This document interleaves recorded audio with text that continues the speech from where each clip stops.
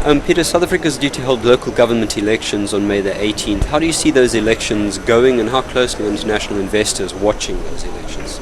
I think people are definitely going to be watching, but it's going to be more the policy outcome that as a result of the elections. In a sense, it's a foregone conclusion that the ANC will win the election.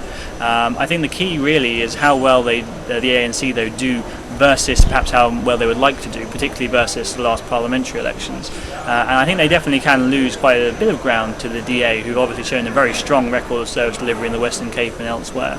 But really the DA can't make that serious amount of inroads, given the fact that a lot of the people who perhaps are against the ANC now because of service delivery don't actually quite want to go out and vote DA yet. But I think the key here is going to be the disappointment the ANC feels after the elections and the policy reaction. And in terms of that, I think we're going to see a reinvigoration of the growth agenda in terms of jobs growth, that is. And how they do that, I think, will be much more through public sector job growth. It's going to be much easier to do that much quicker and gain the political capital from doing that much quicker if it's in the public sector rather than the private sector. There's simply too much to do in the private sector to be able to do that in a meaningful way, say, this year. Okay. Do you think policy response is what's needed, or is it a focus on key issues like service delivery, better water, better sanitation, and so on? Well, I think the ANC will choose jobs because it's a much easier thing to deliver on. Service delivery is, of course, what the lack of, or the reduction in support for the ANC is all about. But it's much harder for them to do that. It eats in, if you like, more to their core structure, if you like, and how they select people into local councillors. All that sort of issue comes to play in that. So I think that's why they will choose jobs over in service delivery, albeit it must be said, of course, that they are making inroads in service delivery.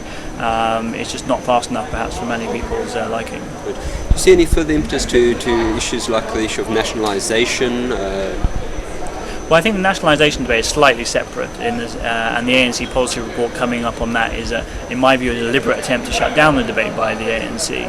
But in terms of more generally a shift to the left, I think we can see a reinvigoration of the New Growth Path, looking more actively at how that can be implemented, particularly some of the more leftist elements of it.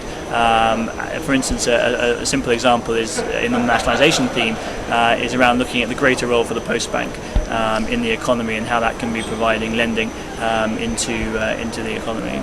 And how badly do you see the ANC support being chipped away in this election? Any meaningful losses from vote?